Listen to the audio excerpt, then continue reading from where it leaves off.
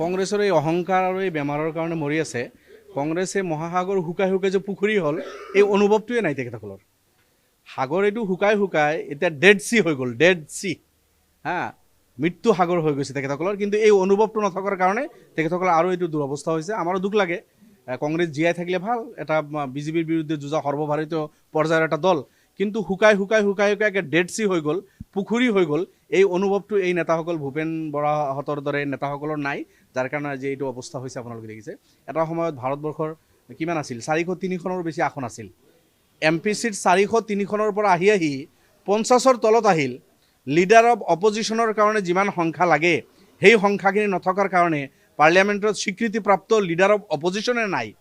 এই কথাটো কংগ্ৰেছে এতিয়ালৈকে বুজা নাই। এতিয়ালৈকে ৰাজ্যবিলাকত কংগ্ৰেছৰ নৰ্থ ইষ্টত আপোনাৰ 7খন ৰাজ্য, 7 চিষ্টাৰ, গোটেইকেইখন ৰাজ্যত কংগ্ৰেছৰ চৰকাৰ আছিল। এতিয়া এখন ৰাজ্যতো কংগ্ৰেছৰ চৰকাৰ নাই। ভাৰতবৰ্ষৰ অধিক সংখ্যক ষ্টেটবিলাকত একালত কংগ্ৰেছৰ চৰকাৰ আছিল। এতিয়া গৈ গৈ গৈ 3খন ৰাজ্যত, হিমাচল প্ৰদেশ, কৰ্ণাটকা আৰু অন্ধ্ৰপ্ৰদেশ, 3খন ৰাজ্যত মাত্ৰ কংগ্ৰেছৰ চৰকাৰ আছে আজিৰ দিনত। আউট অফ 34 ষ্টেট মাত্ৰ 3খনত তেখেতসকলৰ চৰকাৰ, 31খন ৰাজ্যত কংগ্ৰেছৰ চৰকাৰ নাই। তথাপি সেই ভূপেন বৰাইটো হুচে নাই।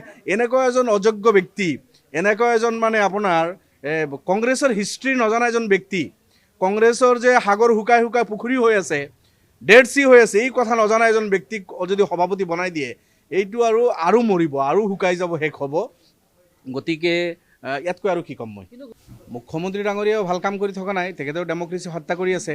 কংগ্ৰেছত যেতিয়া আছিল তেতিয়াও তেখেতে এনেকৈ ডেমক্ৰেচি হত্যা কৰে। এই যে বিজেপিত গৈ তেখেতৰ এই কাম কাজবিলাকৰ কাৰণে তেখেতক PhD ডিগ্ৰীয়ে দিব লাগে।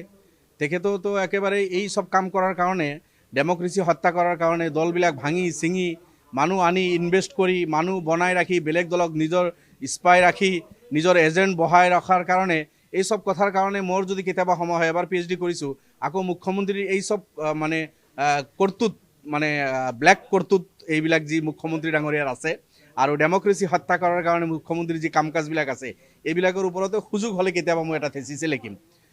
বাকী থাকিল কংগ্ৰেছৰ কথা যিটো কৈছে তেখেতেতো এইটো আনি আছে, তেখেতৰ কথাটো আপুনি ডিনাই কেনেকৈ কৰিব। মুখ্যমন্ত্ৰী যি দাবী কৰি আছে, তেখেতৰ দাবীততো তেখেতে 100% তেখেতে সত্য প্ৰমাণিত হৈ আছে। তেখেতে যেতিয়া এনেকুৱা দাবী কৰে তেতিয়াই দুজন দুজন কৰি লৈ লয়। ইয়াৰ আগত শশীও গৈছে, ছিদ্দিক আহমেদৰ কথাও কৈছে তেখেতে। কংগ্ৰেছৰ বহু জিলাৰ নেতা গ'ল, কংগ্ৰেছৰ ষ্টেটৰ নেতাবিলাক তেখেতৰ দলত গুচি গ'ল। এতিয়া যোৱাকালি কমলাক্ষ পুৰকায়স্থ আৰু আপুনি বসন্ত দাস ডাঙৰীয়া, এই দুজন গৈছে, আৰু কেইবাজন পাইপলাইনত থকা বুলি কৈছে। এতিয়া তেখেতে কংগ্ৰেছৰ সভাপতি, কংগ্ৰেছৰ লিডাৰ অফ অপজিশ্যনৰ LOPৰ নাম তেখেতে কৈ আছে। এতিয়া এইখিনি উত্তৰ মই ভাবোঁ শইকীয়া ডাঙৰীয়া আৰু ভূপেন বৰা ডাঙৰীয়াই দিব লাগিব। তেখেতসকলে কি কয়, কি উত্তৰ দিয়ে তেখেতসকলে। কিন্তু মুখ্যমন্ত্ৰী যি দাবী কৰি আছে, তেখেতে তেখেতৰ দাবী সত্য প্ৰমাণিত কৰি গৈ আছে। তেখেতৰ দাবী ভুল হ'লে আমি ভাল পাম, কিন্তু ক'ত ভুল হৈ আছে, প্ৰমাণিত হৈ আছে। তেখেতে যেতিয়াই প্ৰয়োজন পৰে তেতিয়াই গৈ আছে।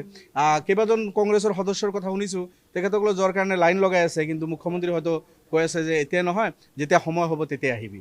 তো এই পৰ্যায়লৈকে গৈছে। নাম নোকোৱাই ভাল, আপোনালোকৰ ওচৰত আহি যাব তেখেতসকলে, টিভিৰ সন্মুখত আহি ক'বই যে আজি গ'লোঁ, কৈ যাব আপোনালোকক।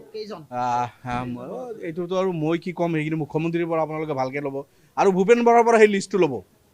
ভূপেন বৰা যোৱাকালি কৈছে কিছুমান কথা ক'ব নোৱাৰি, অসহায়। তো ভূপেন বৰা ডাঙৰীয়া, আপুনি বেলেগক ব্লেম দিয়াত বহুত আপুনি পাকৈত। আপুনি এটা দল, যি দলে ডেমক্ৰেচি বচোৱাৰ কাৰণে যুঁজি আছে, যি দলে AIUDF দল একমাত্ৰ অসমত অপজিশ্যনৰ ৰোল প্লে কৰি আছোঁ, লাঞ্ছিত বঞ্চিত নিপীড়িত মানুহৰ কাৰণে চৰকাৰৰ লগত আমি যুঁজি আছোঁ। আমাৰ 15জন বিধায়ক ইনটেক্ট আছোঁ আমি, আৰু এজনো নাযায় ইনশাল্লাহ আমাৰ বিধায়ক। সেই দলৰ ওপৰত আপুনি 2 দিন পিছে পিছে ব্লেম দি এতিয়া আপোনাৰ লাজ লগা নাইনে? আপুনি আপোনাৰ সেই লিষ্টটো আপুনি কিয় নোলায়, যে যিসকলে ৰাজ্যসভা আৰু ৰাষ্ট্ৰপতিত আপোনাৰ দলৰ আপোনাৰ বিধায়কসকলে বিজেপিক ভোট দিছিল, এতিয়া দুজন দুজন কৰি ওলাই গৈ আছে। তেতিয়া কৈছে এই দুজনে, আৰু দুজন যাব, ক'ব যে এই দুজন আছিল, আৰু দুজন যাব, এই দুজন আছিল। এই কৰি কৰি কোন যাব? এনেকুৱা হ'ব এটা সময়ত গৈ আপুনিও গুচি যাব কিজানি। এতিয়া আপোনাৰ ওপৰতো মুখ্যমন্ত্ৰী দাৱা পেছ কৰিছে যে ভূপেন বৰাও আহিব। এইটো 2011ৰ পৰা 2016লৈকে মই বিধায়ক আছিলোঁ, কংগ্ৰেছৰ চৰকাৰ।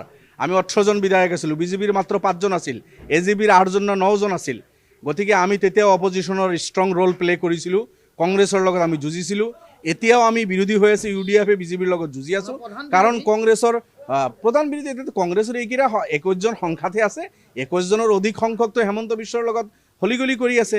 গতিকে সেইখিনিকতো আপুনি হিচাপত ধৰিব নোৱাৰে। সেইখিনি ওলাই দিলেতো আমি প্ৰধান বিৰোধী, সেইখিনি ওলাই দিলে সংখ্যাত আমি বেছি। গতিকে যিখিনি কংগ্ৰেছত ছদ্মবেশী বিজেপি আছে, হেমন্ত বিশ্ব ডাঙৰীয়াৰ এজেণ্ট আছে, এইখিনি ভূপেন বৰাইও কৈ আছে, স্বীকাৰ কৰি আছে, দেৱব্ৰত শইকীয়াও স্বীকাৰ কৰি আছে, আৰু স্বীকাৰ নকৰিলেও কেইদিন পিছত টিভিতটো ওলাই যাব, আৰু হেমন্ত বিশ্ব ডাঙৰীয়াই নিজেও দাবী কৰি আছে। সেইখিনি সংখ্যা যদি আপুনি কংগ্ৰেছৰ পৰা মাইনাছ কৰি দিয়ে, এতিয়া আমাৰ UDFৰ সংখ্যা কংগ্ৰেছতকৈ বহুত বেছি আছোঁ আমি। কংগ্ৰেছত শেষত গৈ পেলাই বহুতে ক'ব বিচাৰিছে যে অকল মুছলমান বিধায়ক কেইজনহে থাকিব, হিন্দুখিনি তেওঁলোকৰ পৰা আঁতৰি যাব, কথাটো কি বুলি ভাবে? আজি আৰু তাতকৈ কি বেছি ব্যতিক্ৰম হৈ আছে? এতিয়াওতো তেনেকুৱাই হৈ আছে। এতিয়া কংগ্ৰেছৰ কালি হিচাপ শুনিছোঁ মই, বোলে এতিয়া বোলে 21 জন আছে, 21 জনৰ কেইজন মুছলমান? বোলে 15 জনে মুছলমান, 16 জনে মুছলমান, থাকিল কেইজন? 3-4 জন আছে, সেইকেইজন জানো এইকেইদিনত থাকে না নাই? এইকেইদিনৰ আৰু হিচাপ লগালে আপুনি কি হয়? বিধায়কসকলক মই আহ্বান জনাইছোঁ, আপোনালোকে আহি যাওক, আজমল চাহাবৰ নেতৃত্ব মানি লওক, চব UDFত জইন কৰক, আমি শক্তিশালী ভূমিকা এটা পালন কৰিম বিধানসভাত। কংগ্ৰেছৰ সন্মানীয় যিসকল বিধায়ক আছে, যিহেতু আপোনালোকে ভিতৰত থাকিও ভালদৰে মাত মাতিব পৰা নাই, অসমৰ স্বাৰ্থত কংগ্ৰেছৰ যিবিলাক আপোনালোকৰ লেকাম লগাই থৈ দিছে, আপোনালোকৰ ওপৰত বিভিন্ন ৰেষ্ট্ৰিকশ্যন আছে, আপোনালোকে হয় আপোনালোকৰ আপাৰ আছামে অসন্তুষ্ট হ'ব, কোনোবা অসন্তুষ্ট হ'ব, এই ধৰণৰ কথা বাৰ্তা কংগ্ৰেছত আছে। আমাৰ তাতে সেই নাই, আমাৰ তাতে স্বাধীনতা আছে, পূৰা ফ্ৰীডম পাব, অসমৰ সকলো জাতি জনগোষ্ঠীৰ কাৰণে মাত মাতিব পাৰিব। আজমল চাহাবৰ নিচিনা এজন যোগ্য ব্যক্তিৰ নেতৃত্বত আপোনালোকে আহি যাওক।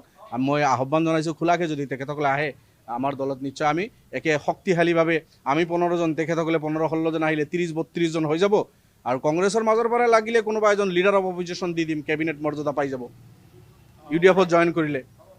Thank U.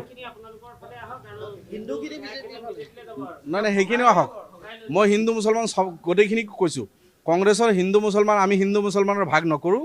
গতিকে হিন্দু মুছলমান যিমানখিনি আছে, কংগ্ৰেছৰ অল MLAজক মই যদি BJPত যোৱাতকৈ, তেখেতসকলে যিহেতু বিৰোধী হিচাপে তেখেতসকলক নিৰ্বাচিত কৰিছিল জনগণে, আমি UDFত আমাৰ সংস্পৰ্শত আহিলে হয়তো মুখ্যমন্ত্ৰী আৰু ভাঙিব নোৱাৰিব, তেখেতসকলক ল'ব নোৱাৰিব, এটলিষ্ট বিৰোধীৰ ভূমিকাটো পালন কৰিব পাৰিব। সেইকাৰণে কংগ্ৰেছৰ অল MLAজ, জাতি ধৰ্মৰ ঊৰ্ধ্বত উঠি চবকে মই অনুৰোধ কৰিছোঁ, আহ্বান জনাইছোঁ।